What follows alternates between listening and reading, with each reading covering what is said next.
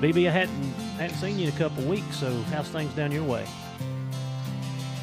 Doing good. Hunting as much as I can. I think we've caught a few more. I think we took one more. That one had actually been wounded. I seen that. A bow hunter. A bow hunter had got nervous and ended up shooting him in the face with a 9mm, and I tried to help find him, and we tracked him 300 yards the evening he did it, and any this to say we got him about 4 days later. But yeah, that 9mm with critical defense, hollow points, that you definitely choose a little bit better ammo if you're going to use that as a defense for a bear, for sure. Yeah, and I know Chris has done several podcasts. He did one with Underwood ammo, and he done one with the Hornady. And both of those guys talked about, the hollow points and stuff, and plus he had a bad shot. I mean, in the mud, all he done is made that bear mad. Yeah, he did. Yep, I was glad we got him though, just because, you don't know if an infection ended up killing him later on or whatnot. But I was glad we were able to go ahead and get him after he was hurt. So let me ask you this: did you tree him or catch him on the ground? And either way, did you know once you seen him? Did you know that was the bear that you were looking for previously? So we ended up treeing him. So he made a little bit of a loop and ended up coming treed. And no, didn't know it was the one. We knew it was in that general area where he had been hunting. But no, we didn't know it was the one. And not until we got him killed, and I seen a hole in his head, and I wasn't sure. It was a little tiny hole, but I wasn't sure until we actually got the skinning him out that's what it was. So, but yeah, no, we didn't know until afterwards. Well, now at least you got him. Like I said, I know we had talked about it when I was down there about having him, so that makes it better. Yeah. And what else? I know, I didn't get to hunt Youth Day. I had signed up to work one of the Virginia Tech games, not realizing that it was Youth Day, and then they had a 3:30 game, so we got to be there 4 hours early. So I had to be there at 11:30, and just it takes me an hour to get to where I hunt and an hour back. It wasn't feasible for me. So I haven't had the dogs have been loose in the yard, but I haven't had them in the woods since I come back from your place. Yeah, I mean, Youth Day, we went to Central Virginia, and it was, we was calling for rain, so we were lucky enough to get after one first thing, and one turned. They kept splitting up, so I think we ended up running 4 different bears and didn't take none of them. They were all on that smaller end, so we let them all go for another day. So, but it was some good running. Had some young dogs. Had one young dog, kept one tree right by itself for a while. It would come down, then go 50 yards and tree it again, and everything. So the young dogs did good, and they even did good because it started raining while we were running, and it's hard for a dog to make up that time on a bear when it's pouring down rain. They seem to get strode out a little bit easier, especially on a running bear. And but we were lucky. I think we ended up treeing 3 of them, and I caught 2 dogs on one. They had one by themselves. They brought it across the hard surface, and I ended up catching them off there. So it was a good day. And then today we went and found a track, struck it, and they could smell it down the road, trailed it down the road, and got it jumped and made a little bit of a loop, and ended up treeing it on the smaller side again. And so had a nice pretty white V in his chest, but we ended up leaving him and let him grow, and we'll take him another day, hopefully. So you did let the one go today? Yeah, today, yep, we let him go. Yeah, I couldn't tell. I mean, he looked like he was pretty high up, so I wasn't sure how big he was or wasn't. No, he was a little on the smaller side. I mean, he might have been close, but we decided not to take him and just we went looking again. I found where another one had gone, a bigger one had actually walked out of that block across the hard surface. I could see with the sand where he picked it up and carried it and on his feet. And that was a decent bear, but just went into a little block, and we had permission in part of the block and not all of it. And so we didn't go after that one. Yeah. And are you hunting the same two places you and I hunted? Yes. Yeah. Yep. So, across that hard surface there. And yeah. So no, the dogs have been doing good. They're getting a little amped up. They're not run down anymore for sure. So they've recouped. I need to hunt them a little harder. Yeah. Mine need to get out. That's for sure. But it's going to be. I've got to go up. I'm going up north this weekend to teach our tactical tracking class. So I'll be up there for a week, basically teaching, and then I'll get back here, and until I come back down there or our season comes in, they'll be up for a while for sure. I need to get them out. Oh yeah. Getting my truck worked on too. While I'm out of town next week, I don't know if I've said this on the podcast or not, but so I hit 2 deer during training season. The first one was a little deer. It's foggy both mornings, couldn't hardly see. And the first deer I hit just dented the bumper in, didn't do a lot of damage. And then the second deer, which was the last day or the second to last day, it was during that 3-day early season. Yeah, I plastered one in a curve, and I knew it done some damage because when it hit, it made an awful noise. So I got out and looked. Of course, it busted my grill up and my marker light, and then it broke the bracket that the headlight and holds the headlight and the marker light in. So anyway, I hate turning stuff in on my insurance, but I did so I could get that fixed. So I went ahead and bought the parts and fixed it myself. And next week, when I'm gone, I'm putting me one of those big, heavy-duty ranch hand bumpers on it. So hopefully it'll save the front end of my truck. The truck. Yeah, well, at least you got some time to get it fixed and ready for the season coming up. So that's a good thing anyway. Next time you see old Rusty, it's not going to look the same. She's going to be pimped out with a bumper. I'm even getting a back bumper. I don't know if you've noticed, but my back bumper's almost rusted in two. I'm actually I've seen the holes in it. I'm actually afraid to stand on it because I feel like my 260 pounds is just going to flop us to the ground. But so I ordered me a front and rear bumper. I'm gonna put that on, and we're gonna be ready to roll. Hopefully, the truck will hold together for at least another season, and then we'll go from there. If I make it through this season, then hopefully I can make it through another one. I don't know. So, all right. Well, let's get into the group stuff again. Like I said, let's just kind of go recap what we went over. We went over packing. Packing is, if you're hunting in a group, that's a big thing. Being able to do it right, not overload the track. Face packing is horrible most of the time. We touched on that. What else did we touch on? You remember?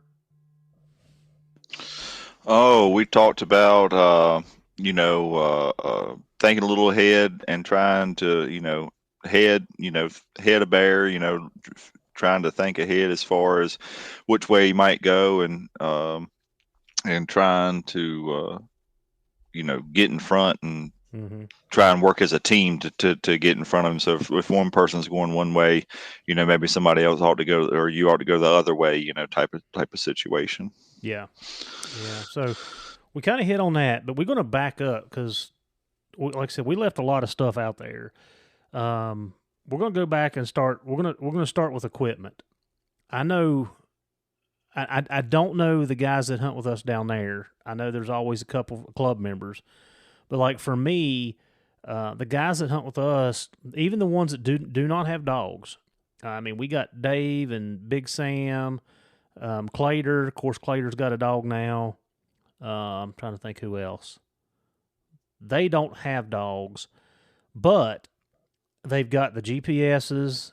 Dave went and bought him a drive track and got him a nice long range antenna he's got on, on the hood of his truck.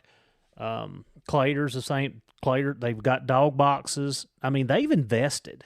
Like they've put out some money to come and hunt with us and to be able to hang around and do whatever. And nobody made them. That's just something they done on their own. I don't know about the guys that I see with you though. What are they doing that, or are they just kind of following along? Some of them will have GPSs, and most of them have dog boxes, just because a lot of them are running deer dogs as well.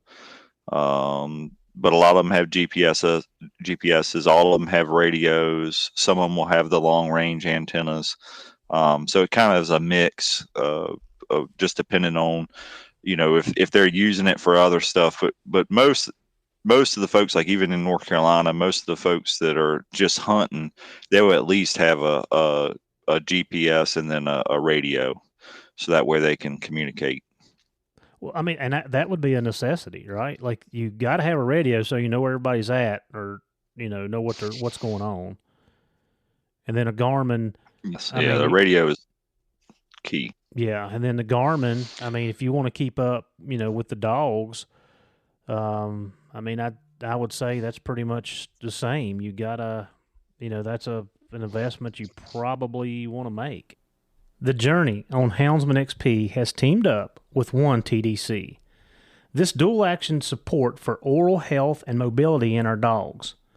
This unique supplement is so effective that it is recommended by top veterinarian experts worldwide to maintain and improve our dog's health in 4 different areas. Their oral health, hips, joints, and muscles, skin, coat, energy, and recovery. Guys, I've been using this product for the last 6 months, and it has been a game changer for me. If you're looking for something to help with the overall health of your dog, go to worksowell.com and give this product a try. It is highly recommended by Houndsman XP here on The Journey. Oh, for sure. I mean, even to the point of like when I go to Maine, the guys that I've been hunting with in Maine and our guides, it was to the point where I bought and took up, long range antennas. I'd bought, radios, so that way they would have one in a truck, so that we weren't dealing with handhelds, things like that. Most of the guys that I've hunted with in Maine, they have used rabbit beagles a lot up there. I mean, even if they didn't have bear dogs, so they had an alpha usually, so we could work together but making sure that they have that equipment where they can see what's going on and get a lay of the land. I even let a buddy of mine use my drive track up there while I was using my tablet that I have. So all that stuff definitely helps out when it comes to trying to be efficient in hunting as a group. Well, I was going to ask, because I was thinking about this today. You and I had talked about our next adventure, hopefully next spring. I'm going to have to get another dog box for my other truck, because it's I just don't. My other one's not reliable to drive 12 hours away. But I was thinking today, I'm like, okay, so are you taking your tablet with you? Which I would assume that, I was like, I know he does. So you're taking it, and then you're letting somebody else use your drive track. Yeah, that's what I've done or did this past year. Is I took my tablet with me, because I can. The nice thing about the tablet is I can download the maps for the bird's eye maps for wherever I go. Whereas the drive track, you got to have the SD card in order to get the bird's eye for each state that you're going to. So I really like that tablet, because I can just hook to a Wi-Fi connection and download whatever maps I need if I'm haven't been there before or something like that. So that tablet has been real helpful. Well, and today I went and helped one of my buddies. I'm trying to get him lined up. He don't hunt with me. He hunts with another group. But I'm trying to get him lined up with his iPad. And for me, like when I'm hunting the air here, when I'm hunting at home, I don't use the bird's eye. I use the topo, and I've got all the trails and stuff. You know, the AT runs through it. I've got all that stuff on it where it's marked and it's very visible. But when I come down to your place, like the satellite image to me is way I need it because the land busted up. Fields and houses. Like I don't have that here. So do you use the satellite all the time, or are you using? Because I never see you with just a topo. Yeah, for the most part, I use the satellite. I will overlay the topo lines if it's somewhere where there's, mountainous Mm-hmm. areas. I will overlay the topo lines in there. But I do I like the satellite just because of I'm the type I like to look at like the foliage. So Mm-hmm. here, you can kind of tell. You might have a better idea of where he could be laying based on the foliage that you're looking at from that satellite view versus looking at it from the from just a topo. So um, it's so cut up here, and even up in Maine, they do so much logging operations up there that's nice, especially if it's up to date. Sometimes it's a little older, but if it's up to date, that can really help you out as far as maybe getting an idea where that land ground would be or where you might be traveling to, just to kind of, so if you need to help the dogs out or even if you're just going to go and try and walk and strike one, that can definitely help out that way too.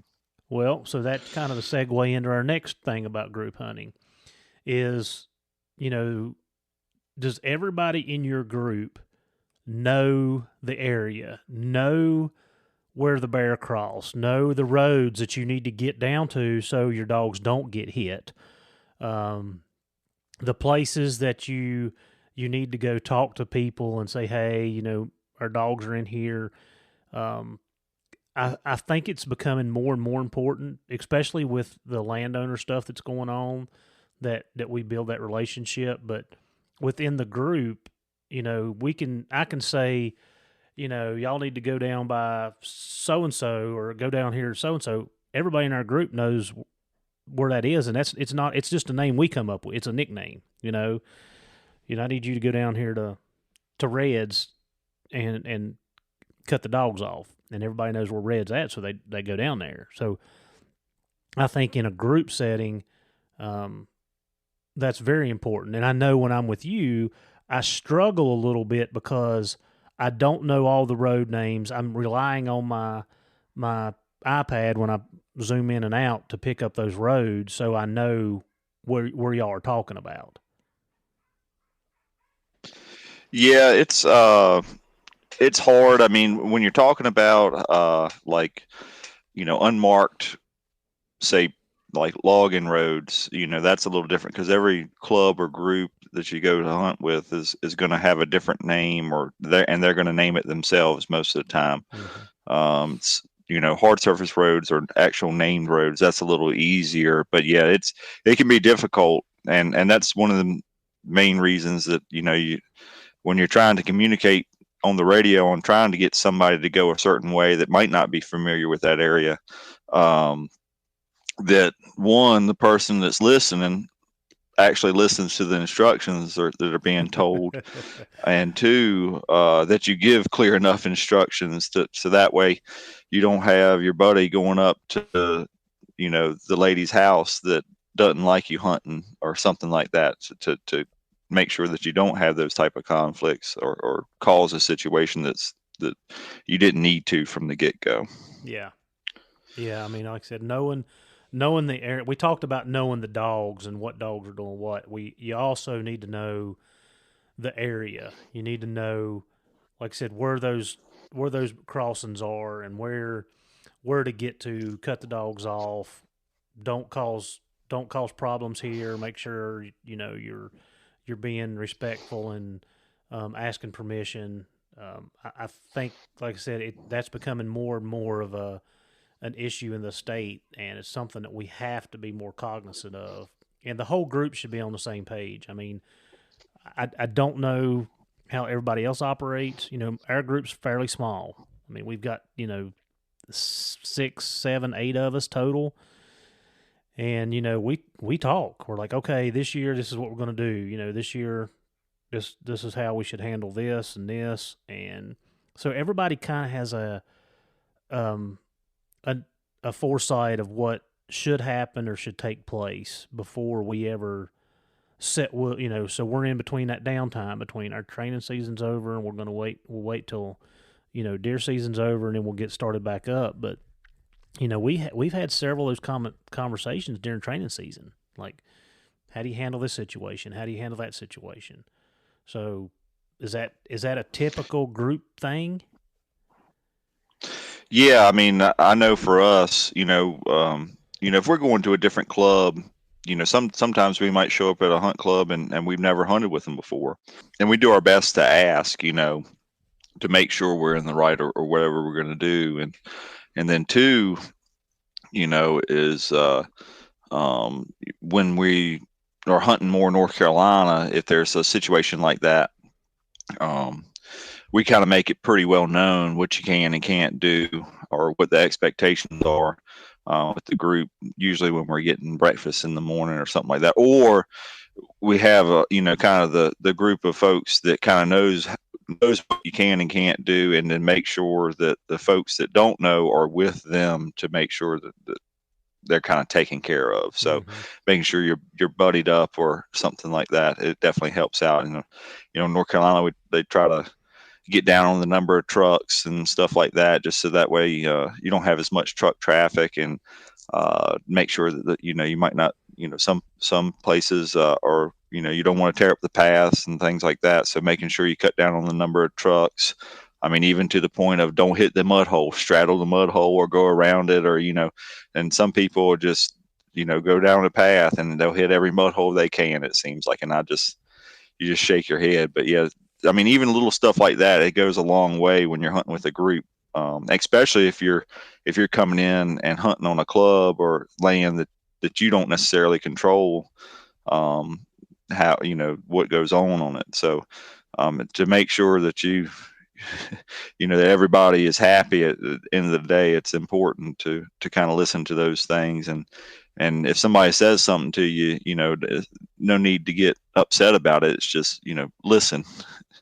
I mean, if you don't listen, that might be more of a problem, but yeah, it's definitely important. Little things like that. I mean, it could be,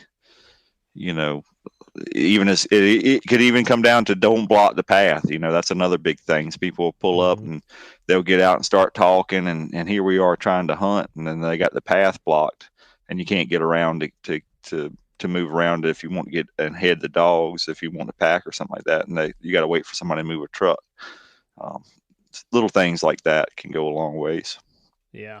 I like I said, just a couple times I've been down there with you, I can definitely see that.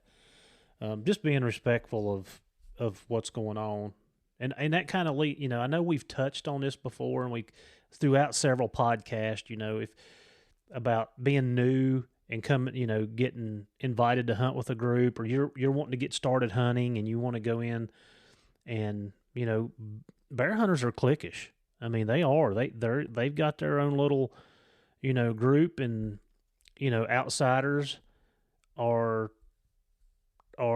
hard to get in.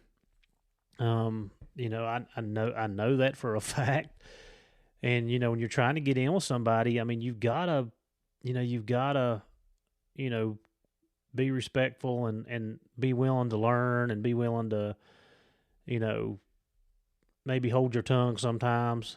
And sometimes when you're in Rome, you do as the Romans do. I've been told that several times throughout my 30 years. So, yeah, that can definitely go a long ways for sure. Yeah. Brings us to radio traffic, because it's different from hunting with you guys to hunting with my group. Like, and Doug said it on his podcast, there ain't no sense in talking if you don't have nothing to talk about. Like, there's nothing to say. So What about radio etiquette? Yeah, I think it depends. If you're traveling and you're going to your spot or whatever where you're going to hunt, if folks, a lot of times that's when you hear a lot of the banter back and forth of kind of the daily, um, just conversation.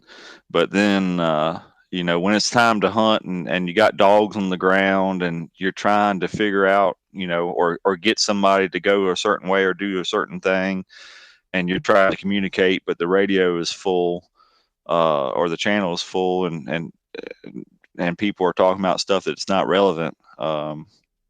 That's definitely one of the things to look out for. I mean, the guys, you got some that read GPS, and so the dogs are going here and going there, and there might be times that you need to do that, but most folks, most of us, we get to the point that we can track each other's dogs, and if we aren't tracking a dog, that information is relevant. But if everybody's tracking the same dogs and they're all, you could lay a blanket on top of all of them, there's not much of a need to tell the whole world where they're at and where they're going. So, that type of thing can be irritating at times, for sure. Do you like to be outside like I do? Hunting, fishing, hiking? If so, onX is the app for you. I've been a loyal onX user for years. It's the one app that I can honestly say I use daily. While hunting, I know where I'm at all times. I mark trails, bedding areas, feeding areas, and the list goes on. In my travels, I use it to pre-scout all the new places that I am blessed to hunt. Last year while hiking Yellowstone, I used onX to map out the trails and know the difficulty of each one. And here's a secret. I mark all of my favorite fishing spots on onX. It's been a game changer for me at work. I've used it multiple times to get in touch with property owners. onX has so many great features and tools, you can literally use it in your everyday life. It is by far the best mapping app on the market. And hey, it's approved by yours truly at Houndsman XP. So when you go to subscribe to onX, use our code HXP20 and get you a discount. So get your journey started with onX and know where you stand. Yeah, we probably talk too much. And I was thinking about this when you and I talked about this the other day. When I'm working, my car, I work 12-hour shifts, and I'm in my car for the majority of that. Some days are worse than others. And I scan my radio. So I'm listening to I'm listening to the county's traffic, I'm listening to our traffic, I'm listening to Blacksburg traffic, I'm listening to fire and rescue. I'm listening to probably 5 or 6 different agencies on my radio. And I've gotten pretty good at blocking out the stuff that I don't need to listen to, and then when something's important said, I perk up and listen. But it's nonstop. Like, it runs all day long. I mean, the radio never shuts up. And I was thinking about this the other day. I'm like, okay, like, I hate it. Like, I hate having that, that buzz in your ear for 12 hours a day.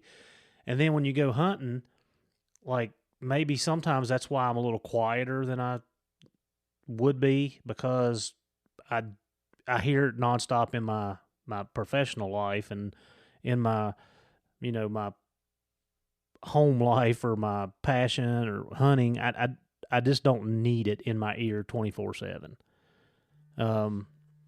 So I thought about that the other day, and I'm like, you know what? I could probably cut down on my traffic a little bit more when I'm hunting. And you're right. I mean, unless you're tracking a dog or something's important and nobody's there, it probably doesn't need to be said, a whole lot of it. Yeah, I mean, I would say that, the important times of when you need to talk on the radio, is if you are got a situation where you're trying to head and you're trying to figure out exactly where folks are going, just to make sure to use in your decision making process and where you're going to end up going. Or if he's walking and baying, I've had times where you're trying to get in there on a bear that's walking and baying, Radio don't and shut up. one or two other one or two other people are doing the same thing. And it's one thing if you can track that person via the handheld, then you kind of know where they are and it's not a big deal. But if you can't, it's important that if you're going in there on a bear on the ground, that you don't have to have it cranked all the way up where you're gonna spook him off. And I mean, if the dogs are doing like they should when they're baying anyway, he's not going to hear it anyhow, because the dog should be barking enough where he can't hear it. Just have it up enough where you can hear it and you can answer where you are, or kind of what your plan is to try and get that game plan, because you're constantly moving, and try and understand where each of y'all are, and then try and adjust accordingly. So I mean, I don't know how many times I've been on the radio, and you have where we are, there's no topography, or you might have water where you can kind of tell folks where you are, but most of the time it's the direction of the sun. You'll tell folks, I'm coming in on him and he's the sun's over my left hand shoulder, or something like that, just to kind of get an idea of the direction that you're coming in from, and the way that you're approaching, so that way and then maybe estimated distance, or a distance that you are from the ducks. That type of information is important.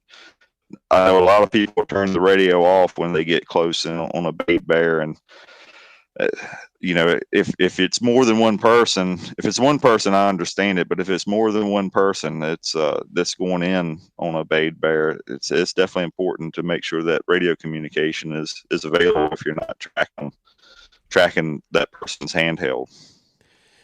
Yeah, I know for a fact, like, when I go into a tree by myself, which is, it was quite a bit this year, actually. My dogs got separated or got away or whatever. I went into several trees. I cut my radio off last 150 yards, 200 yards, 150 yards. I just cut my radio off, because somebody will key up about the time you get in there. The bear will look at you, and the next thing you know, it's belling, and you're trying to grab dogs and everything. So that's just something that I've done through time. Is I'll tell them when, like, in fact, I remember hauling at Wesley. I was treed off the north of the mountain one day, and I hauled at Wesley, and I said, "Hey, I'm about 150 yards out. I'll cut my radio off. I'll let you know when I'm in there." Turn my radio off. I go on. I get my dogs tied up. Holler back. Okay, I'm good. We're here. Whatever. But that's just something that I do because, like you said, I don't want that radio keying up and making the bear bail. And not that it happens a lot, but it has happened. In my experience, it has happened several times. So I just do away with it altogether. Yeah, I mean, that's understandable. I mean, if you're within 50 yards or something like that, you're close enough, where, that's understandable. I mean, and we have situations here where, bear will be treed or something like that. But most of the time, if the bear is treed, and here, especially it's when they see you, if they're going to come down, it's usually when they see you. Mm-hmm. And as soon as they see you, a lot of times they'll bail out. Yeah. So trying to get in there and keep something in between you and the bear, brushing between you and the bear. Sometimes you have to do that. But then other times it doesn't matter if you're screaming at the bottom of the tree and he ain't going to move. That's right. But you're a little different, with your topography and stuff like that, with and the open ground too. It makes a big difference.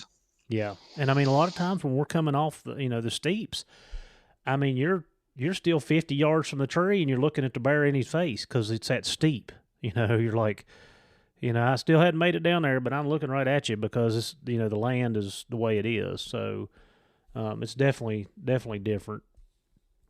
So, yeah, radio, just, a jibber jabber a lot of times, just unnecessary, especially during the hunting time. And, there's been several times this year. Well, this is one of the things that's happened to us is we'll have one or two, or we've had 3 different bear going this year. Like my dogs were running one way, and Garrett and Sam's were going another way, and Greg's and Wesley's or Forrest was going another way, and everybody's like trying to talk back and forth, and that becomes pretty annoying because you're trying to relay information, they're trying to relay information, and it just seems like everybody's just walking on each other. So that does happen. That happens to us sometimes, and I don't know that that's. I think that may be not avoidable because everybody's trying to talk to somebody at the same time. Mm-hmm. Yeah, we have that too. But it's when we have it. I mean, don't get me wrong. There are times that it's split up and different people are going different directions. But we also have it where you have a different club that's bleeding over, or they're close enough you can pick them up on the right day. Mm-hmm. If it's cloud cover or something like that, you can pick them up and they're on the same channel that you're hunting. So, like that, you just have to kind of adjust accordingly. It can be aggravating when you've been in an area for a certain amount of time and always hunted on a particular channel or something like that. And the next thing you know, you got bleed over from somebody else who's moved in or another club that's decided to keep using that. But I mean, it's, it just depends on sometimes some days you have it and some days you don't. So, I mean, and it doesn't really, you just have to work around it the best you can. But, well, the last time I was down unless there, we you changed channels. go ahead and you get the private channels. Yeah. Yeah, I mean, the last time I was with you, we the last channels. Time you were down here. Yep.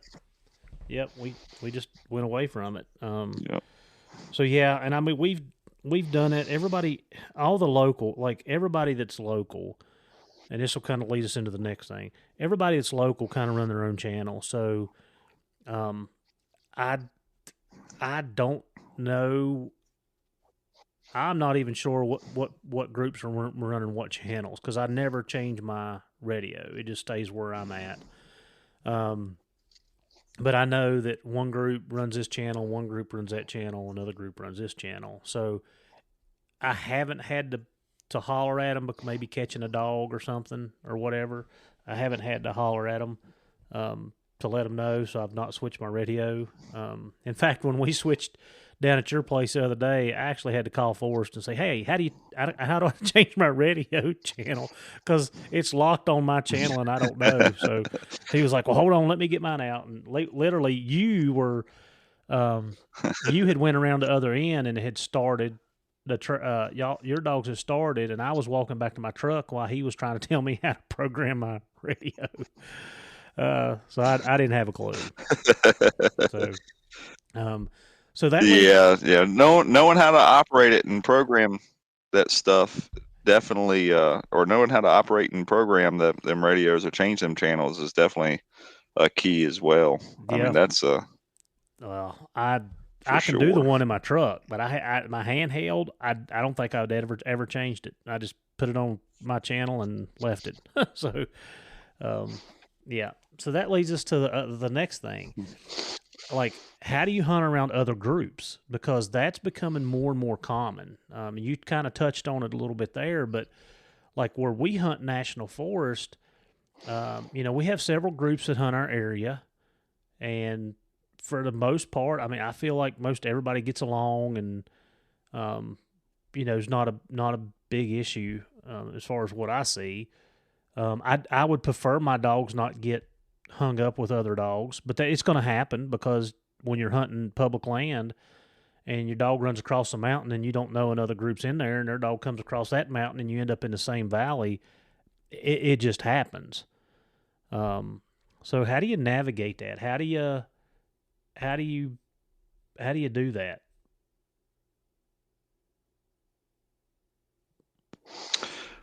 Well, for us down here, we don't have as big of a problem with that. Our biggest problem is if they get off, say, land that we have permission to hunt or whatever, and get onto another club or private property or something like that. So, if they get off somewhere that we can hunt, reaching out and making sure you can go get them or whatever you need to do.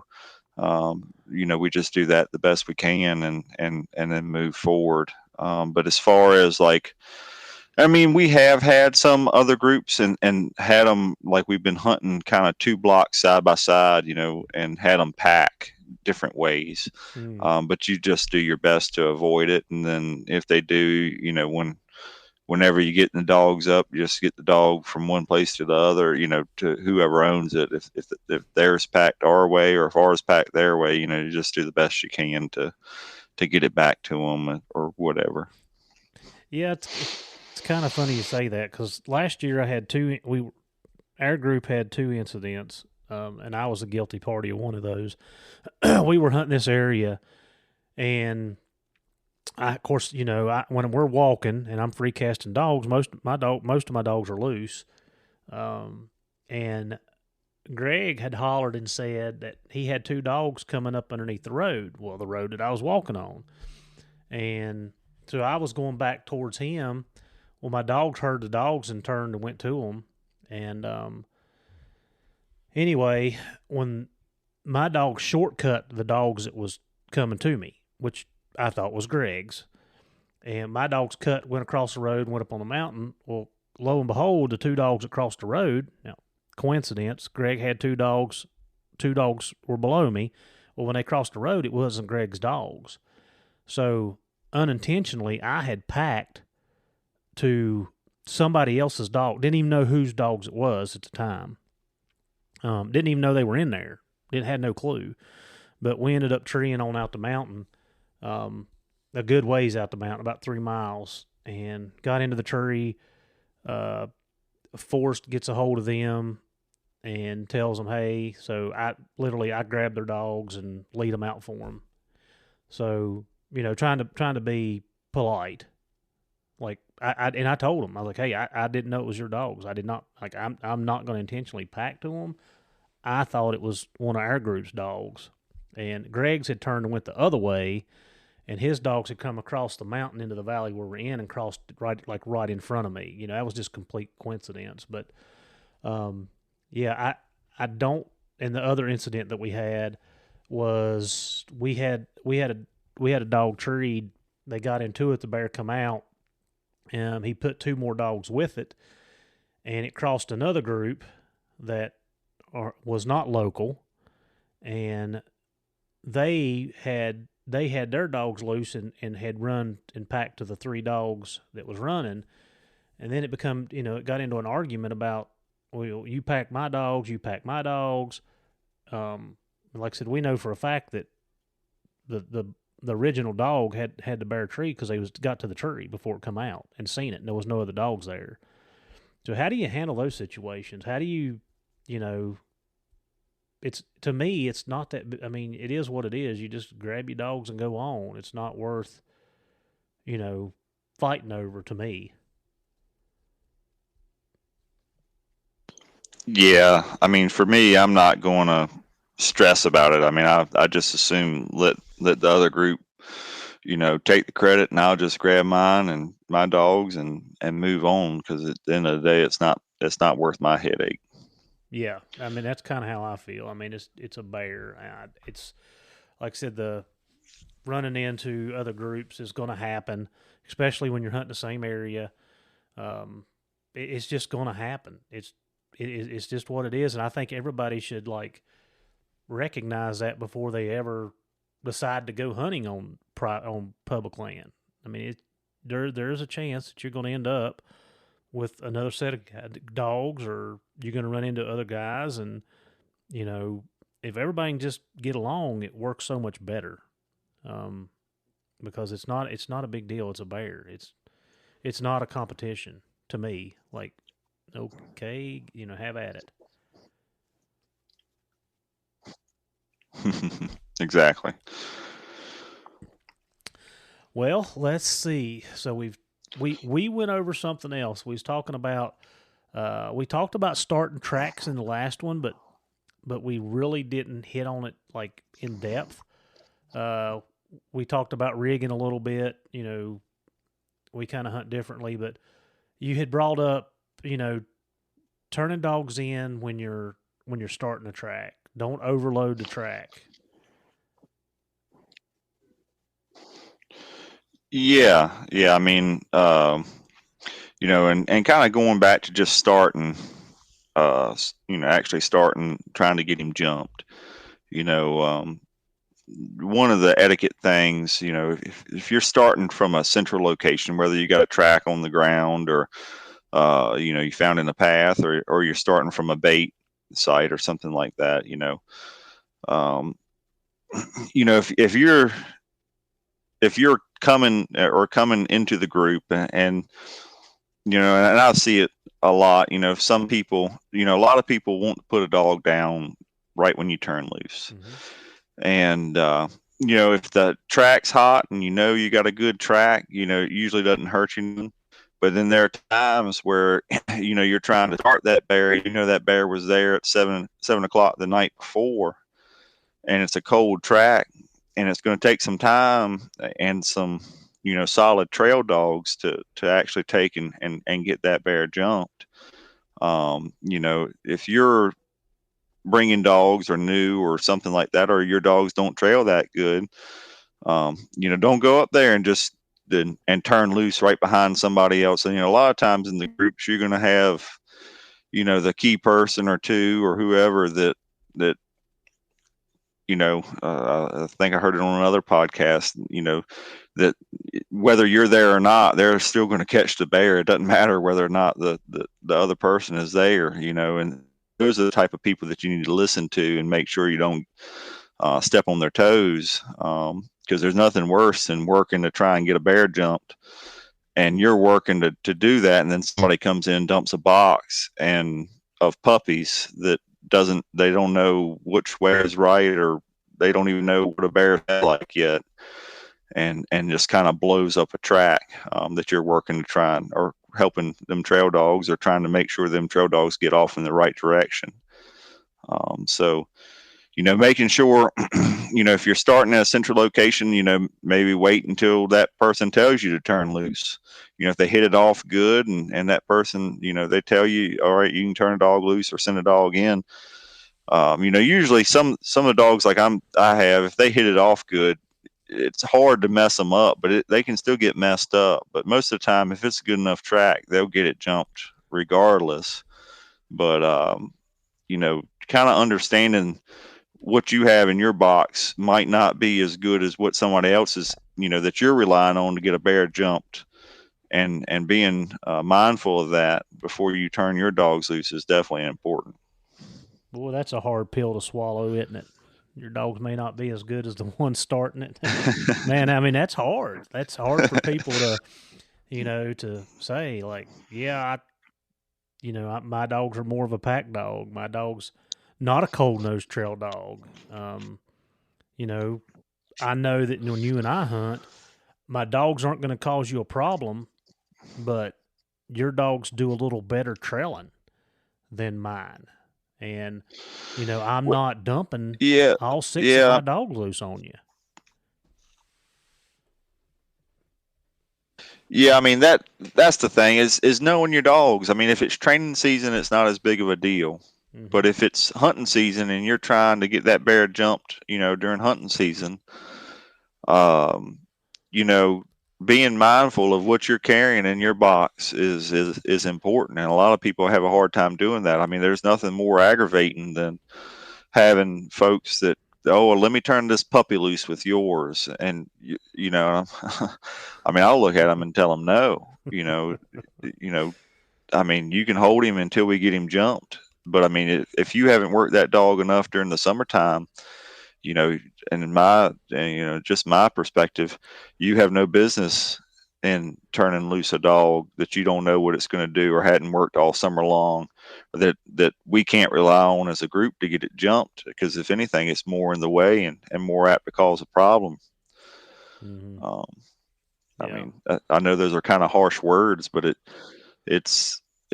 can be a tough pill to swallow, but it takes a lot of work to get to that point, to get to the point you're constantly or consistently catching bear and doing that. I mean, it just takes time. If it's training season, that's a different story. It's not as big of a deal. But when it comes down to hunting season,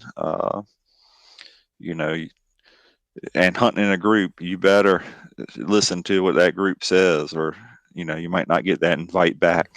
Well, I mean, it goes right into what you're saying. Like, if you can only hunt a week of training season and a week of kill season, and that's all you're doing.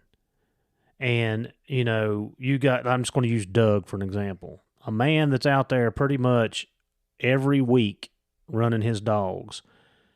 It doesn't take a rocket scientist to say, I know that this man that's hunting pretty much year round, that I probably need to ride his shirt tail a little bit, because my dogs are not getting the exposure and the hunting and, just the time in the woods that he is. So I think that, that's where you got to kind of look at yourself and say, yep, I'm only getting to hunt, 30 days this year. And, BB got to hunt 6 months.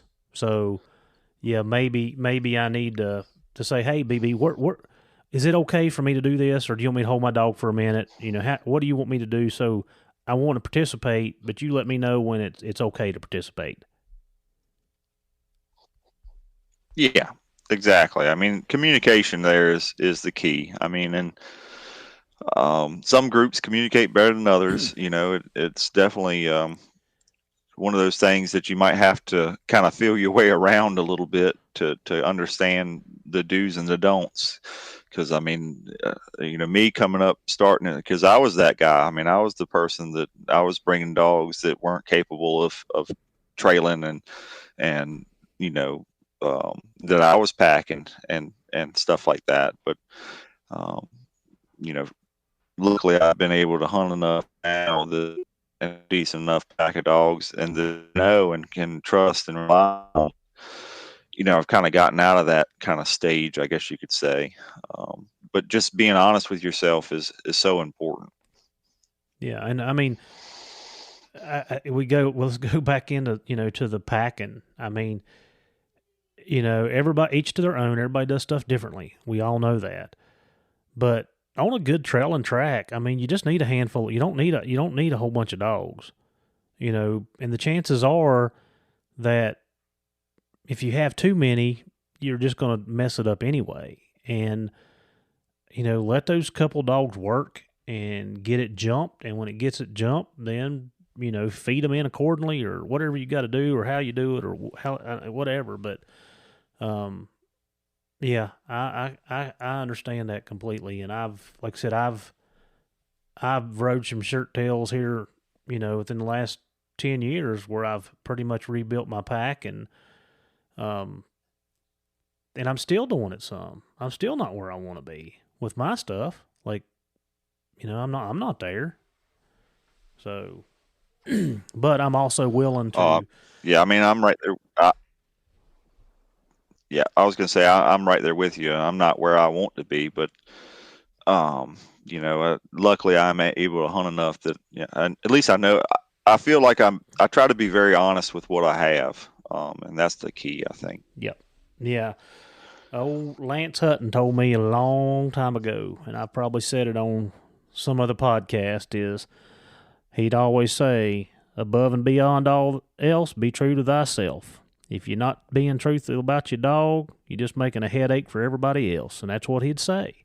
Like, if your dog's running deer, he's running deer, just fix it. If your dog's not doing what he's supposed to, put him in the truck. It's not hard. It's our ego, and I talked about that on the podcast with Jeff Barrett. And there's been numerous pictures that a man's ego is a hard thing for a burden for a dog to bear, because our egos are what gets in the way. It ain't the dog. It's us. It's what our expectations are, and where that dog performs at them or not. The dog don't know any better. It's us that are getting upset or whatever. But I always took what Lance said to heart, and I think it's helped me. It's like I said, it's sometimes as bad as that taste is, you just got to say, this is what I got. This is where I'm at, and I'm working to get better.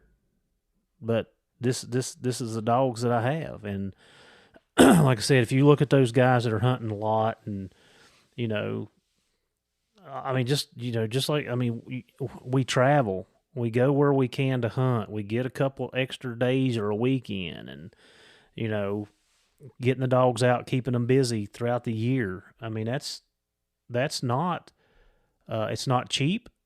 It's not easy sometimes. You're sacrificing your vacation or your family schedule and stuff like that. Kind of got down a rabbit hole on that, but you got to look at those guys and appreciate what they've done, what they do, because they're putting in the work, and it's you don't make a dog overnight. It's a process. That's a part of the whole part of the journey here. It's a process, and it takes time. And have you invested that time to get where those guys are at to be able to do those things? Exactly. I mean, it's a respect thing, you know. Um, you know, it- the you know, I look at it as, I hunt a lot. I try to hunt as hard as I can, to have the dogs that I have, and to be for somebody to come along. All I'm looking for is a little respect to especially during hunting season, to make sure that I'm able to have them dogs perform like I know they're capable of, and not to have somebody get in the way of that. And hunting with a group is a big part of that. So turning loose and just having dogs, pack and all that stuff that goes into it, goes into that respect is how I look at it. Having your dogs barking going down the path, or when you turn loose at a bait, and you got a whole bunch of dogs that are, especially on a cold track, if you got a bunch of dogs in trucks at a bait that are barking in the truck or something like that, it can pull dogs back or do things like that. I mean, so, little things like that can go a long ways. And if somebody says something to you, they don't mean nothing by it. They just, they know what it takes for to for their pack or their dogs to be able to perform the best. That's right. That's right. Anything else on group hunting that we may have looked over or left out? I think Yeah, I mean, one collars, thing we talked collars. about earlier was collar numbers. Mm-hmm. So for us, we have kind of a dedicated, two, three guys that we hunt together all the time. And so, making sure, if you're coming to hunt with a group or new or something like that, trying to make sure that the collar interference isn't going to be an issue or cause a problem as far as being able to track collars. So a lot of times what we do is, those collar IDs or the reason or how the interference occurs. So, the first number, it's 1 through 5. So we'll designate, if you call that a channel, and we'll designate, a channel to one person. So one person might be on the 1s, one person might be on the 3s, and one person might be in the 5s. And then, we try to track each other's dogs. So we stagger our numbers so that way we can all track all of our dogs at the same time. And that second number is where you have, you can track 0 through 19, all in the same all at the same time, because you can only track 20 numbers or 20 items, whether it's dogs or handhelds, at a time. Mm-hmm. So kind of understanding that layout, and what we do if we have folks that are coming, a lot of times we'll tell folks, well, if you're in the channel 4, your numbers aren't going to interfere with ours.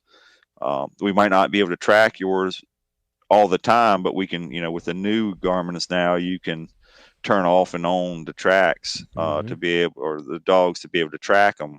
But if as one of the biggest things we run into is if you got a collar that's the exact same number, say a 3-, 0, and you have two collars that are 3-0. One, if you're real close to that collar and you have a 3-0 as well that's out, you won't be able to track it. It's going to have that interference, and you can track it if you get away from that person, but a lot of times you'll see that it'll jump a lot of times on your GPS there. So that's how we handle it. We usually designate the channels. If it's channel 4 for folks that are coming, to kind of hunt with us, we know we're not going to have interference, but then we're also, we might not be able to track all their dogs at one time, but we can put them in there, and then with the 200 or the 300 alphas, we can turn them on and off to track them if need be. So that works really well for us anyway. Yeah, I know that if everybody in our group is hunting and everybody's bringing their 4, 5, 6 dogs, that's been a huge issue with us. So, in fact, I'm going to recommend that we do what you guys did. Like, I get 1 through 5, and Wesley gets 6 through 10. Greg gets 11 through 15, and then up to 19, however it is. But we get, what we have done is, like, our main dogs, like, everybody gets a dog or 2, and nobody interferes with those. And then kind of the middle of the pack, there may be a dog or 2 that has the same collar number, and in the time you get down to your pups or whatever, I'm sure somebody else has got that number. So maybe we can switch away we do things too, on that, and free it up, because there's several. If we're tracking certain dogs, we have to cut the collars off so you can track them, because even though I've got it on my handheld, I've got it turned off, deactivated. My Garmin is still picking up that signal off of your dog in my truck. So we've got to do some things a little different, because it was beginning of the season, it was pretty rough, and then we kind of worked through it, and then of course, like Monday through Thursday, it's usually just me and Hot Rod and maybe Wesley. Usually it's just 2 of us hunting, so we don't have a big issue. But when everybody hunts, like, we had 6 dogs on one channel, and I'm like, that's why nobody can track a dog, is because everybody's on the same channel. So we got to fix ours a little bit too. So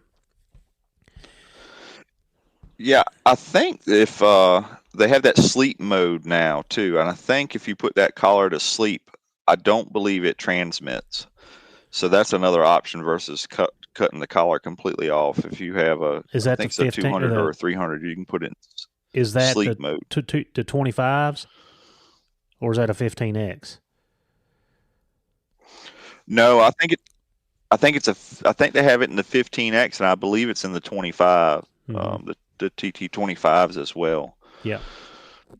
The TT25s, I do think they are a little bit better as far as with that dynamic mode. It changes the update rate based on what the dog is doing. So I think that does help with the interference some. But as far as if you need to turn it off, I think if you can put it in sleep, if your collar, if you're able to put it in sleep mode, I believe then it doesn't transmit over the channel, that signal over the channel. So that way it should free it up, I believe. Well, is that all we needed to talk about? Is there anything else that we left out? I don't really have anything else that I can think of. I mean, hunting as a group, I mean, it can be a lot of fun and efficient, especially if you got a group that knows how to operate. But I think we've covered a lot of it. I mean, there's always rabbit holes you can get into. I mean, one of the areas we kind of get efficient, or I say gain some efficiency, is one good thing about our group is, when it is time to say drag a bear out, we're good about, getting the rope, getting our puller and starting that process without having to really say much. So folks are already grabbing the rope and grabbing our cone that we use to drag them out with, and the puller, and trying to figure out a game plan to get them out. I mean, that's definitely something that's a benefit. especially up in Maine. That's a huge thing in Maine. Yeah. Everybody just pitch in, do your job, be good. Well, I'm going to leave us with this because we got to talking about people putting in the work. And I found this quote a while back, and I actually saved it to my phone because, I use it in my canine group. I use it at work, and I'm going to use it here because to me, it's that powerful. So we're going to leave you on this one. Most people just want to be in the result and not in the process. And it's in the process where you realize who deserves to be in the result. Just what we were talking about, the people that's putting in the time. You need to watch what they're doing and see what they're doing because they're the ones that deserve the result. So with that, BB, I leave you. Thank you for helping us teach, train, and learn.